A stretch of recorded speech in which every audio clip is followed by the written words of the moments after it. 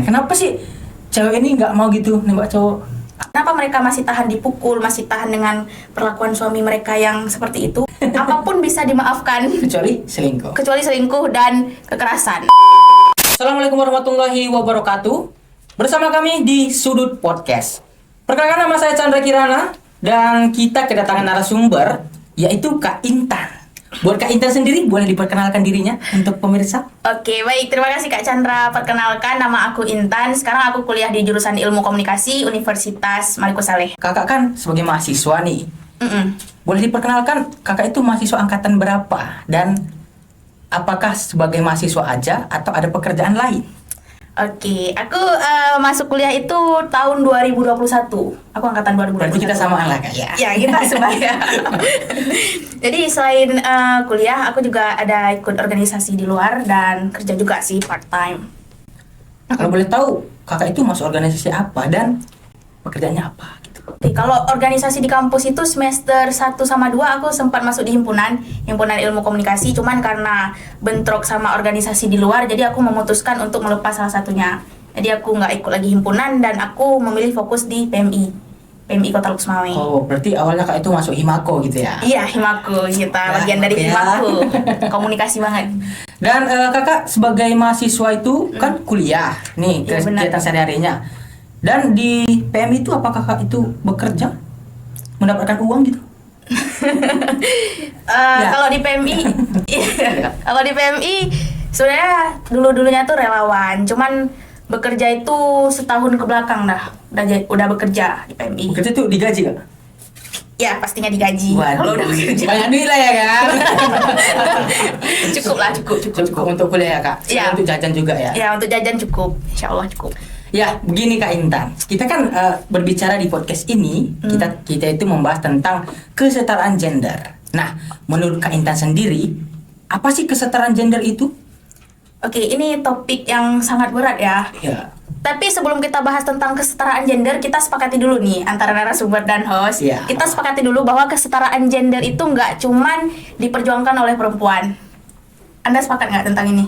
Kesetaraan gender tidak Diperjuangkan hanya oleh perempuan. Ya, sepakat sih. Sepakat. Jadi kesetaraan gender itu harus diperjuangkan oleh perempuan, laki-laki, organisasi, institusi, apapun itu.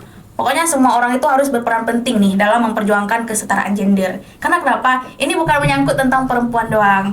Ini menyangkut tentang kemaslahatan umat. Tadi kakak ada nyampaikan bahwa kesetaraan itu bukan hanya di perempuan, tetapi juga di laki-laki. Nah, ada Iya. pertanyaan lain nih kak. Oke. Menurut kakak sendiri, untuk gay itu gimana? Apakah itu kita masukkan ke dalam kesetaraan gender? Bahwa kan di Indonesia ini tidak diperbolehkan kan? Menurut kakak sendiri gimana? Kalau untuk LGBT ya? Iya, LGBT tepatnya.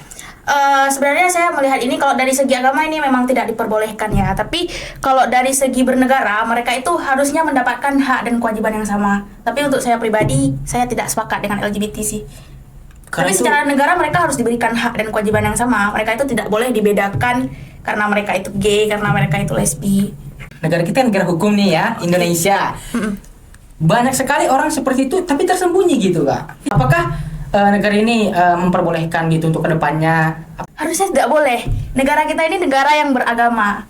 Bagaimana menurut kakak dunia pendidikan ini? Apakah sudah memberikan kelayakan terhadap kesetaraan gender untuk laki-laki dan perempuan? Untuk saat ini ya kak ya? Untuk saat ini ya, kalau kita berkaca untuk saat ini, kalau di dunia pendidikan itu sebagian di kota-kota besar kita melihat bahwa sekarang laki-laki dan perempuan itu sudah setara ya. Mereka itu sudah diberikan hak dan kewajiban yang sama di bidang pendidikan. Tapi kita jangan hanya melihat di kota-kota besar nih. Kita lihat juga di daerah-daerah terpencil, daerah-daerah pedalaman. Mereka itu masih menganut norma-norma yang bahwa perempuan itu tidak boleh berpendidikan tinggi. Untuk apa sih perempuan itu berpendidikan tinggi kalau pada akhirnya mereka itu Dapur ya? di dapur, di kasur, ngurus anak, ngurus suami, masak. Menurut saya pun kurang bagus gitu ya. Iya. Sedangkan kan saat ini perempuan bisa aja kan jadi pemimpin, perempuan bisa jadi segalanya lah ya kan kak ya. Iya, kenapa perempuan itu harus dibatasi? Padahal perempuan dan laki-laki itu sama-sama manusia loh. Ya mungkin sudah turun temurun, makanya Iya. itu sulit untuk dihilangkan kebiasaan. Itu berbicara tentang kebiasaan. Ya benar-benar. Jadi menurut Anda pribadi nih, Ya apa nih? apa tuh? Jadi menurut Anda pribadi, apa yang merupakan kodrat dari perempuan? ketika kita membahas tentang perempuan. Di masyarakat ini, perempuan itu identik dengan di rumah, ngurus anak, ngurus suami, masak, nyuci, beresin rumah. Apakah itu sebuah kodrat untuk perempuan? Kalau menurut saya sih enggak sih Kak. Kenapa? Karena saya juga berpendapat sama seperti kakaknya. Karena perempuan itu saat ini bukan hanya memasak, bukan hanya ngurus anak. Dan saat ini laki-laki dan perempuan itu sudah memiliki kesetaraan. Misalnya di dunia pendidikan, misalnya di dunia pekerjaan. Ya, saat ini banyak sekali perempuan itu seperti tidak bisa menjadi pemimpin gitu kan Kak ya. Itu sangat kurang sih menurut saya. Ya. Jadi nih saya kembali bertanya nih kepada kakak nih. Oke, baik. Kira-kira apa hambatan kesetaraan gender ini di dunia kerja menurut kakak saat ini? Oke, kita melihat di Indonesia pribadi itu hampir 25% angka pekerja perempuan itu lebih rendah daripada laki-laki. Itu yang pertama. Berarti bisa kita simpulkan di dunia kerja itu perempuan itu dianggap tidak bisa mampu memanage keadaan, memanage pekerjaan. Makanya angka 25% itu lebih rendah daripada angka laki-laki. Dan kita berkaca lagi, balik lagi ke zaman COVID dulu, zaman COVID-19, itu zaman 2021 ya. 2020-2019. 2020-2019. Pokoknya di zaman itu di sektor kedokteran, di dunia kedokteran itu hampir 75% perempuan itu bekerja menjadi dokter untuk mengurus COVID-19. Nah, tapi mereka itu bekerja sebagai dokter jaga, hanya dokter yang di bawah itu. Sedangkan untuk dokter yang memimpin, untuk jadi pemimpinnya itu sangat minim perempuan. Jadi perempuan itu sekarang di dunia pekerjaan itu banyak, tapi mereka itu tidak diberikan pangkat yang lebih tinggi daripada laki-laki. Karena memang patriarki ini sungguh kental ya di Indonesia. Di negara kita ini kan. Ya, jadi perempuan itu dinilai lebih lemah daripada laki-laki. Laki itu harus selalu di depan, harus selalu memimpin. Jadi itu sih. Terus kira-kira menurut Kak Intan sendiri, apa kira-kira hal yang bisa meningkatkan? Misalnya di kita lihat di media ya, banyak kali isu-isu tentang perempuan lah ya, perempuan ini seperti ini gitu. Jadi gimana tanggapan Kak Intan? Gitu.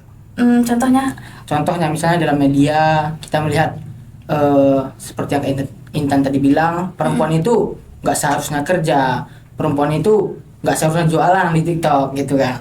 Perempuan itu nggak seharusnya menunjukkan muka di media sosial gitu. Misalnya untuk cewek-cewek yang jualan lah gitu Kak. Gimana menurut kakak? Apakah itu baik? Kenapa nggak baik?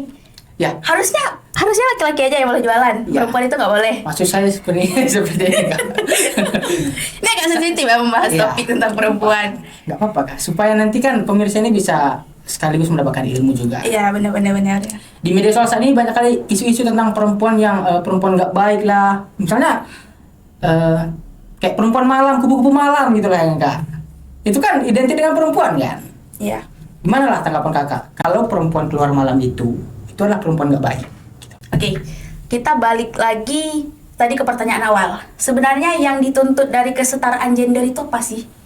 Iya kan? Iya. Kesetaraan itu keseimbangan. Jadi perempuan ini menuntut setara itu bukan berarti perempuan menuntut harus seperti laki-laki. Karena kita sepakat dulu nih, laki-laki itu lebih kuat daripada perempuan. Itu saya sepakat. Dalam hal tenaga kan? Dalam hal tenaga. Tapi bukan itu yang dituntut oleh perempuan.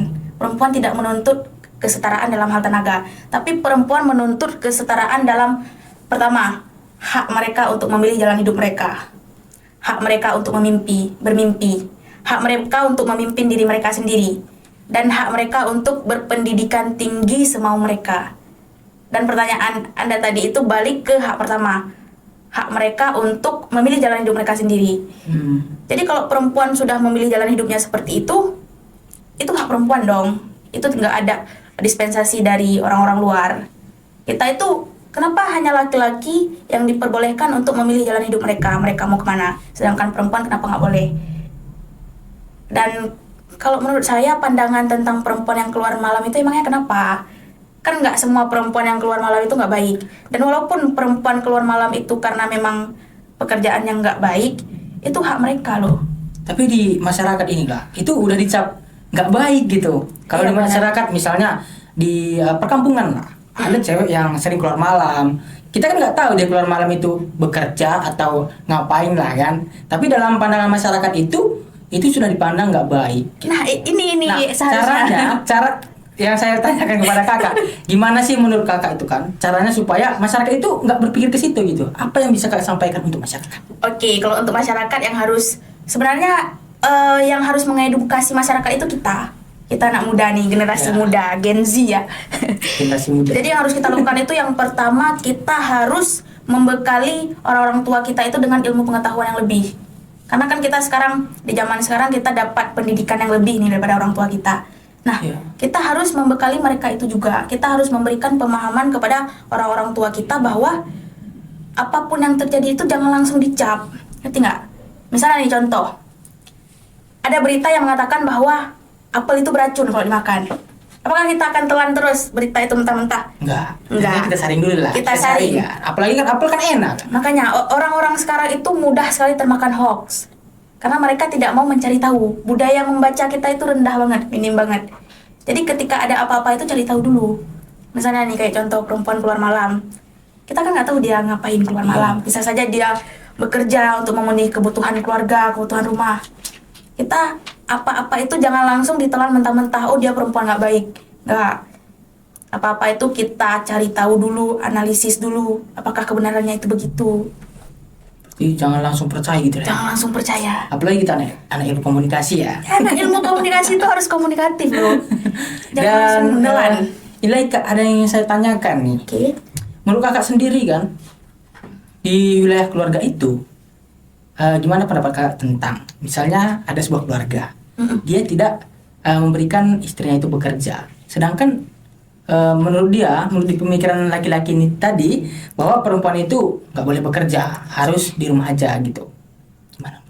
Oke, kalau itu sebenarnya ketika sebelum menikah, tentunya kedua pasangan ini membahas tentang perjanjian pranikah. Harusnya itu jangan dibicarakan ketika sudah menikah. Itu dibicarakan jauh sebelum kita menikah. Harus ditanya dulu ya. Harus tanya dulu.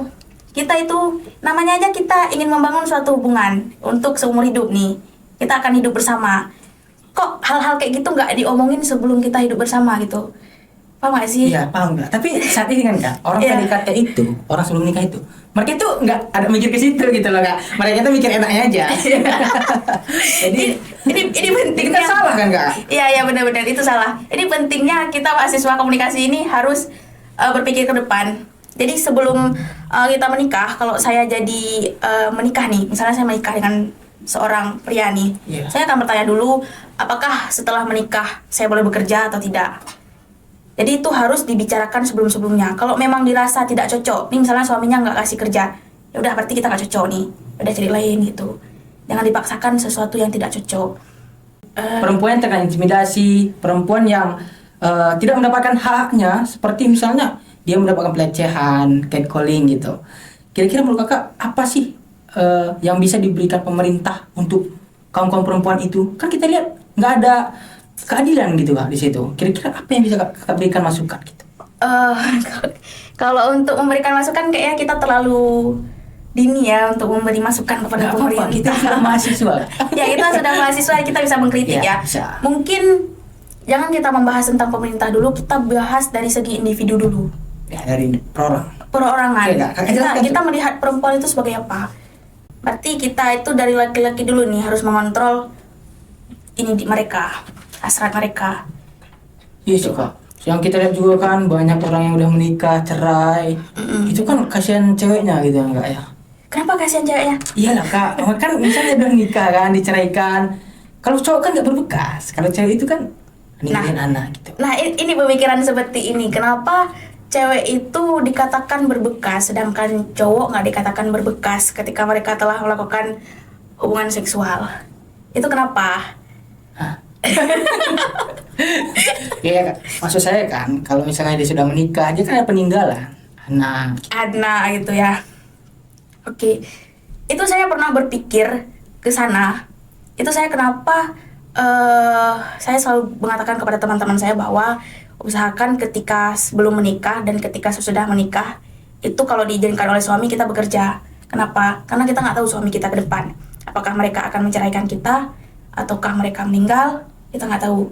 Jadi ketika mereka tidak ada lagi di sisi kita tuh udah prepare itu untuk hidup kita ke depan.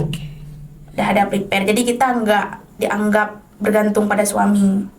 Oke, jadi gini Kak Intan ya. Tadi pembahasan kita sudah terlalu tegang sekali ya. Dan sekarang kita ingin bertanya tentang yang menyangkut percintaan, boleh nggak Kak Intan? Boleh banget lah ya. Boleh. Kita anak muda juga ya. Iya. Saya ingin bertanya nih Kak Intan. Kan ini masih termasuk ke topik kita tadi, kesetaraan gender. Siap. Kan di wilayah kita itu Oke. banyak sekali yang nembak duluan itu katanya cowok, ya kan? Oke. Jadi itu kan gimana tuh Kak Intan? Kenapa sih cewek ini nggak mau gitu nembak cowok? Apa sih kira-kira hambatannya?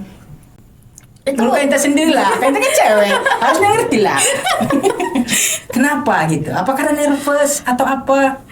mungkin karena budaya kita di Indonesia. Saya nggak tahu di luar ya. Mungkin karena budaya kita di Indonesia, cewek yang nembak duluan tuh nggak ada harga diri. Dianggap ini cewek nggak punya urat malu. Karena kenapa cewek nggak berani memulai duluan, apalagi urusan percintaan? Karena norma kita sudah mendarah daging bahwa wanita itu harus punya urat malu. Punya harga diri gitu ya? Mereka tuh harus punya harga diri, jangan jatuhkan mahkotamu, queen gitu-gitu kan. Tapi Kak Intan tahu nggak kalau laki-laki itu ada juga loh tipe laki-laki ya, kalau dia nggak di-chat sama cewek itu dia nggak ngecek balik gitu kan. Gimana menurut Kakak? Itu kan masih masuk kesetaraan gitu loh. Maunya kan kalau misalnya laki-laki dan perempuan itu udah saling apalah gitu Kak, bebas. Misalnya Kak suka sama saya, Kakak boleh langsung chat gitu. Iya, Terus seperti benar. itu. Ya benar sih. Benar kan Kak? Harusnya seperti itu. Tapi kembali lagi ini karena budaya kita sih. Pasti ketika cewek memulai duluan itu dijudge. Dihakimi habis-habisan. Ini perempuan macam apa ini? Karena emang dari dulu orang tua kita mengajarkan bahwa perempuan itu tugasnya menunggu. Dari zaman-zaman dulu ya? Dari zaman dulu perempuan tuh tugasnya menunggu. Nggak ada perempuan datang ke laki-laki menjemput laki-laki. Jadi menurut Kakak ini apakah sebuah media itu bisa mempengaruhi kesetaraan gender? Mempengaruhi.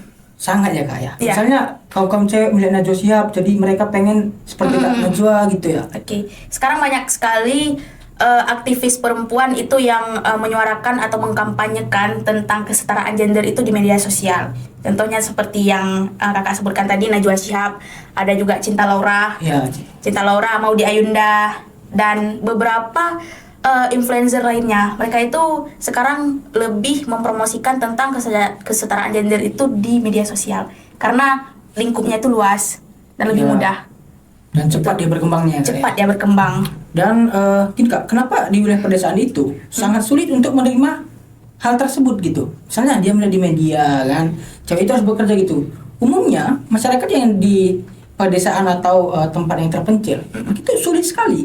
Apakah menurut Kakak sendiri, apakah itu karena kesulitan media, kesulitan mereka mendapatkan informasi, atau kurangnya pendidikan? Dua-dua. Yang pertama, ada memang wilayah yang kesulitan informasi atau teknologi itu nggak sampai ke sana. Jangan berbicara tentang teknologi, kadang untuk penerangan aja mereka nggak punya. Yang pertama, itu karena pertama itu keterlambatan sampainya teknologi kepada mereka. Yang kedua, itu dari segi pendidikan ya. Terkadang saya tidak menyalahkan agama di sini ya, tapi terkadang orang-orang di perdesaan itu di daerah-daerah terpencil mereka itu lebih mengutamakan ini kita yang penting ini akhirat, dunia itu nggak penting. Jadi harusnya dunia dan akhirat itu sama-sama penting walaupun Seimbang ya Kak ya? harusnya seimbang biar kita tahu kita dapat akhiratnya, kita dapat dunianya juga. Kan kita hidup di dunia ini butuh ilmu, butuh pemahaman-pemahaman tertentu agar kita tidak salah melangkah juga. Ilmu sains itu dibutuhkan, cuma ilmu agama aja. Selain itu kebudayaan juga termasuk ya Kak? Iya. Kebudayaan itu mempengaruhi, sangat mempengaruhi kan? Ya, kebudayaan sangat mempengaruhi. Itu mungkin orang-orang di daerah terpencil itu mereka itu selalu menganut ilmu dari nenek moyang mereka. Iya. Ini kental sekali, Kak. ilmu ini nggak boleh turun, ini adat ini nggak boleh hilang, ini harus seperti ini. Terkadang ada adat-adat atau kebudayaan yang menyakiti sebelah pihak, harusnya itu boleh ditiadakan harusnya ya. Iya, cuman kan negara kita negara kebudayaan kan nggak mungkin juga nggak ya mungkin kayak. kita hilangkan benar-benar. Menurut Kak Intan sendiri, Kak Intan kan sebagai mahasiswa nih. Oke. Gimana pendapat Kak Intan sendiri? Apakah Kak Intan pernah mengalami yang namanya kesetaraan gender ya di wilayah perkuliahan atau selama hidup lah? selama hidup ya. Mengalami ketidaksetaraan gender maksudnya Iya, ya. mengalami Kayak ketidaksetaraan didiskriminasi gender. karena kita Iya. perempuan. Bisa dari Kak Intan sendiri, bisa Kak Intan lihat orang-orang di sekitar juga. Bisa Oke. Kak Intan jelasin lah. Kalau saya pribadi itu saya nggak pernah mengalami kalau di rumah ya. Kita cerita di lingkup keluarga dulu ya. Kalau di lingkup keluarga itu keluarga saya itu menganut sistem anti patriarki sih. Jadi kami itu ada 4 bersaudara, 2 laki-laki dan 2 perempuan. Kami itu diberikan hak dan kewajiban yang sama di rumah sebagai seorang anak. Ketika abang saya sebagai laki-laki dia mendapatkan pendidikan tinggi, saya juga akan mendapatkan pendidikan yang sama dengan abang saya. Dan begitupun dengan pekerjaan rumah. Ketika saya mencuci piring, abang saya juga diajarkan dong mencuci piring, memasak juga seperti itu. Jadi di luar itu saya melihat bahwa banyak sekali ketidaksetaraan yang terjadi. Jadi saya tuh sedikit kaget ketika di rumah saya seperti ini, di luar itu kok gini ya. Sangat berbeda ya. Sangat berbeda gitu. Iya. Perempuan itu diperlakukan sangat berbeda. Ini ada cerita menarik, mau dengar nggak? Boleh lah, boleh. Kemudian juga orang ini penasaran juga Kak. Iya benar. Boleh lah. Jadi saya itu orang yang sangat suka membahas tentang topik perempuan dengan teman-teman saya. Jadi ada seorang laki-laki, ini teman saya. Mereka itu dia itu mengeluarkan satu statement nih ketika berdiskusi tentang kesetaraan gender. Jadi statementnya ini gini. Jadi kalau perempuan itu menuntut kesetaraan gender, berarti perempuan harus melakukan yang laki-laki lakukan dong. Kalau laki-laki bisa kerja bangunan, perempuan harus kerja bangunan. Kalau laki-laki bisa angkat galon, manjat genteng, dan melakukan hal-hal yang berat, perempuan juga harus bisa dong. Katanya kesetaraan gender. Iya. Ini Itu pernyataan yang salah ya. iya, ini laki-laki kurang literasi atau gimana ini? Saya Itu juga kurang sedikit- seperti itulah Kak ya. Gak mungkin kan perempuan itu ngangkat batu Iya. gitu Kak. Jadi yang masyarakat sekarang pahami tentang kesetaraan gender itu salah. Banyak yang salah.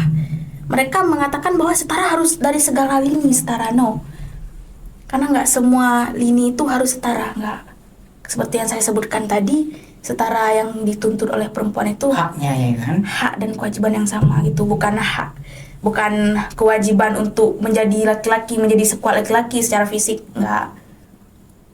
Gitu. Kalau Kak di keluarga itu kan ada dia misalnya menikah muda. Oke, kalau Itu sering banget gitu misalnya istrinya dipukuli gitu, mendapatkan penindasan gitu kan. Itu apakah baik menurut Kakak? kita ngerti itu nggak baik, Iya. tapi masih ada aja gitu perempuan yang mempertahankan hubungan keluarganya itu. ya. Menurut Kakak gimana? Eh, Apa sih hal yang membuat dia itu mempertahankan keluarganya gitu? Ya, ini saya tadi mengeluarkan statement bahwa perempuan itu kalau bisa tuh harus berpenghasilan nih sebelum dan sesudah menikah. Supaya nanti setelah Supaya- ditinggalkan masih bisa hidup. Iya, itu. Mungkin perempuan yang masih bertahan di hubungan toksik dengan suami yang toksik itu mereka itu banyak pertimbangan. Yang pertama itu pertimbangan anak. Ya itu nomor satu lah. Itu ya. nomor satu, pertimbangan anak. Kenapa mereka masih tahan dipukul, masih tahan dengan perlakuan suami mereka yang seperti itu? Karena mereka memikirkan anak. Yang kedua, mereka memikirkan akan kemana hidup ini, gitu. Makanya perempuan itu kalau bisa harus punya penghasilan sendiri. Kenapa? Karena mereka biar tidak ketergantungan laki-laki. Kita nggak bilang bahwa kita nggak butuh laki-laki di sini nggak, Bukan, tapi Kak, kita ya. untuk antisipasi nih. Antisipasi. Ketika kita dapat suami seperti itu, kita itu bisa memutuskan bahwa kita akan meninggalkan suami ini karena kita sudah punya penghasilan sendiri.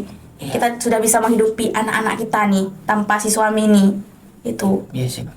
mungkin perempuan masih bertahan karena itu, karena faktor ekonomi sih. Jadi menurut Kakak di keluarga juga itu kan banyak sekali kasus perselingkuhan.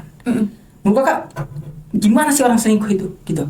Apakah beri tamparan untuk orang yang selingkuh kan? Tolong berikan. Kak Intan tolong sampaikan pada orang yang selingkuh di luar sana. Jadi untuk yang selingkuh ini biasa orang selingkuh ini hanya mencari 20% dari yang nggak ada di pasangannya. Misalnya pasangannya ini punya 80%, tapi 20% yang nggak ada, itu yang dia cari. Kadang karena kita mencari 20% yang nggak ada, kita kehilangan 80%. Jadi sangat rugi ya, Kak. Jadi sangat rugi, dan menurut saya selingkuh itu penyakit ya. Penyakit Nggak bisa yang- dihilangkan. Dan nggak bisa dimaafkan gitu. Nggak Kak. bisa dimaafkan. Iya kan, Kak? Apapun bisa dimaafkan, Kecuali selingkuh. kecuali selingkuh dan kekerasan. Ya sih Kak, saya juga buat kalian laki-laki di luar sana ya, jangan sampai kalian tuh berbuat kasar kepada perempuan, dan juga intinya selingkuh juga jangan ya kan Kak, karena Iya, benar. selingkuh itu nggak bakal ada obatnya. Iya, jadi saya sempat mendengar berita nih beberapa minggu yang lalu, entah di CNN entah di Kompas, itu angka pernikahan di tahun 2023 ke tahun 2024 itu hanya 1,5 juta, 5 juta yang dilaporkan. Itu sangat menurun dari tahun-tahun sebelumnya. Berarti angka pernikahan itu semakin menurun. Artinya apa? Sekarang Gen Z ini mereka lebih memprioritaskan yang lain dibanding pernikahan. Mungkin udah ada kesadaran ya Kak ya. Kesadarannya, terutama kesadaran karena kasus perceraian yang tinggi, karena kasus perselingkuhan yang tinggi. Kita bisa lihat sekarang di media sosial itu Iya. laki-laki lagi terungkapnya tentang perselingkuhan. Emang banyak. Atau salah satunya seperti yang tadi Kak, orang sudah berpaling gitu, bukan lagi menyukai laki-laki, bukan lagi menyukai perempuan. Ya udah ada Kak. Iya benar. Ada komunitas yang mereka itu udah sesama gay, mereka udah membuat komunitas, ada membuat tempat. Jadi menurut saya pun itu adalah hal yang udah nggak baik gitu Kak. Berarti- jadi laki-laki dan perempuan ini bukan saingannya lagi, bukan laki-laki, bukan perempuan Kak. Iya. Jadi udah gitu ya, laki-laki sama laki-laki aja. Perempuan sama perempuan aja Iya. gitu. Ini di wilayah kita kan banyak nih orang-orang pacaran nih ya. Benar, banyak Menurut Kak Inta sendiri, gimana sih orang yang masih pacaran tapi udah main tangan gitu? Gimana menurut Kak Inta? Nih perempuan-perempuan yang masih bertahan dengan laki-laki yang main tangan ini sebenarnya orientasi Ya, kalian dengerin ini. otaknya ini kemana? Ini kayak masih pacaran aja udah main tangan loh. Apalagi waktu udah menikah. Iya. Kayaknya di Iya, karena banyak Kak orang yang udah nikah itu main tangan gitu kan. Iya. Tapi pacaran juga main tangan loh. kita bisa melihat kebiasaan laki-laki itu dari masih pacaran, walaupun nggak keseluruhan kebiasaan yang dinampakkan. Iya. Tapi ketika kebiasaan buruk main tangan itu sudah dimulai ketika pacaran, apalagi ketika sudah menikah. Jadi untuk perempuan jangan takut untuk memutuskan hubungan yang menurut teman-teman itu toksik. Jadi masih banyak laki-laki di dunia ini. Langsung di-cut gitu ya Kak. Kalau main tangan cut langsung. Ya, semua bisa dimaafkan kecuali Selingkuh dan kekerasan. kekerasan. Oke Kak Intanya. Masih ada satu pertanyaan lagi Kak Intan. Jangan senang dulu. Siap-siap. Tidak senang. Ya, menurut Kak Intan sendiri, kenapa perempuan itu harus berpendidikan tinggi? Oke. Ya, kenapa? Kenapa perempuan harus berpendidikan Iya. tinggi? Ini pertanyaan menarik. Karena perempuan itu merupakan madrasah pertama anak-anak. Guru pertama ya. Guru pertama seorang anak itu adalah perempuan, seorang ibu. Jadi laki-laki itu harusnya ketika mereka mendapatkan istri seorang perempuan yang berpendidikan tinggi, harusnya mereka bersyukur. Karena apa? Karena anak-anak mereka itu akan dididik dengan baik oleh perempuan ini. Kan nggak mungkin ketika anak lahir dari bayi sampai balita itu langsung disekolahkan di TK, langsung diajarkan oleh guru, nggak mungkin. Harus diajar orang tuanya dulu. Tentu madrasah pertama seorang anak itu adalah ibunya, perempuan. Jadi nggak mesti perempuan itu berpendidikan tinggi itu harus bekerja, nggak. Untuk menjadi ibu juga kita harus berpendidikan tinggi. Malah sekarang ada namanya ilmu parenting ya. Ilmu kita untuk menjadi seorang orang tua itu harus dipelajari. Setiap ibu harus pelajari itu ya Kak ya. Iya, harusnya iya. Kira kayak. Oke, baik. Ini udah pertanyaan terakhir ya, Iya, Kak Chandra ya. sudah. Oke. Jadi dari tadi Kak Chandra mulu nih yang nanyain ke aku nih. Jadi aku mau nanya juga. Kan sebagai narasumber. Iya, ini kita Oke. gantian karena Oke, boleh. untuk boleh. closing statement nih. Oke, menurut Kak Chandra nih satu pertanyaan aja. Apa tuh Kak?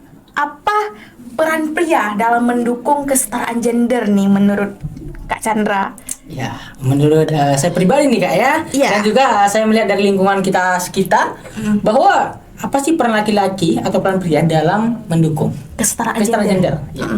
Yang pertama itu adalah edukasi diri sendiri. Yang sudah kita diskusikan bareng-bareng tadi Kak, bahwa kita itu laki-laki harus sadar diri. Kita itu punya perempuan, kita itu menikah, harus kita menyayangi perempuan kita gitu. Kita harus memberikan hak-haknya seperti yang saya sampaikan tadi juga kan. Hak perempuan itu harus terpenuhi. Jangan sampai kita meminta hak kita, tetapi kita tidak memenuhi hak perempuan kita. Iya, benar. Begitu juga dengan anak, kita harus memenuhi hak anak. Nah, selain itu, kita juga harus memenuhi kewajiban kita. Jangan sampai kita meminta hak kita, tetapi kita tidak memberikan. Iya benar, kewajiban nggak terpenuhi ya. Kan Kak, saat ini banyak sekali kan di keluarga-keluarga gitu, laki-lakinya nggak mau kerja gitu, Iya. pengangguran. Sedangkan perempuannya banting tulang. Itu sangat disayangkan. Terbalik sekarang dunia ya. Iya, sangat terbalik gitu Kak. Jadi itu harus dihindarkan ya, kalian semua para cowok di sana, jangan sampai kalian itu ya menindas kaum perempuan. Dengerin tuh cowok. Yang selanjutnya itu mendukung kesadaran di tempat. Gimana itu Kak? Kesadaran gimana ya? di tempat mana kita harus memiliki kesadaran. Misalnya kita di keluarga, kita harus tahu kita sebagai kepala keluarga, kita di wilayah masyarakat, kita harus tahu kita sebagai apa. Ketika kita berhadapan dengan anak-anak, tentunya kita itu bisa menyesuaikan diri. Misalnya saya ini berhadapan dengan kakak, saya kan harus menyesuaikan diri dengan kakak, tentunya ya kan, supaya nanti pembicaraannya masuk. Begitu dengan anak-anak. Ketika kita berhadapan dengan anak-anak, tentunya kita berbicara lemah lembut. Begitu halnya dengan perempuan juga, Kak. Kakak kan tahu sendiri. Kalau perempuan itu dibentak, ya mulut dia aja yang ceplos. Hatinya kan Bola semua laki-laki jangan pernah menyakiti wanita, karena wanita itu pada dasarnya hanya di depan aja mereka itu seperti kesal, marah, tapi hatinya itu sangat terpuruk. Jadi bukan semua sayangi wanita, dan jangan pernah membeda-bedakan antara laki-laki dan perempuan, karena pada dasarnya laki-laki dan perempuan itu adalah sama. Ya, benar. Kita harus memberikan hak wanita untuk berpendapat, hak wanita untuk bekerja, Betul. hak wanita apa saja harus diberikan kepada wanita ya. Laki-laki itu selalu salah. Benar kan enggak ya? Iya. Kalau laki-laki, kalau perempuan yang salah berarti balik ke Balik poin ke nomor pertama. Apa tuh? Laki-laki yang salah. Iya benar, perempuan itu nggak pernah salah loh. Dan bukan semua yang sudah berumah tangga, duit kalian adalah duit perempuan. Sedangkan Duit istri. duit istri. Sedangkan duit istri? Duit istri. Ya. Ada istilah bagi-bagi, duit istri tetap duit istri. Oke. Oke, sekian dari podcast kami dari Sudut Podcast. Terima kasih buat kalian semua yang sudah menyaksikan dan mendengarkan kita podcast. Semoga apa yang disampaikan kita tadi bisa bermanfaat buat mereka ya, Kak ya. Buat kita dan teman-teman yang menonton Teman-teman pastinya. semua. Oke, jangan bertanya dan juga ingin berkonsultasi, boleh langsung request ataupun DM ke Instagram Kak Intan sendiri. Nanti linknya saya tulis di deskripsi ini. Oke, Iya. boleh semua. Terima kasih.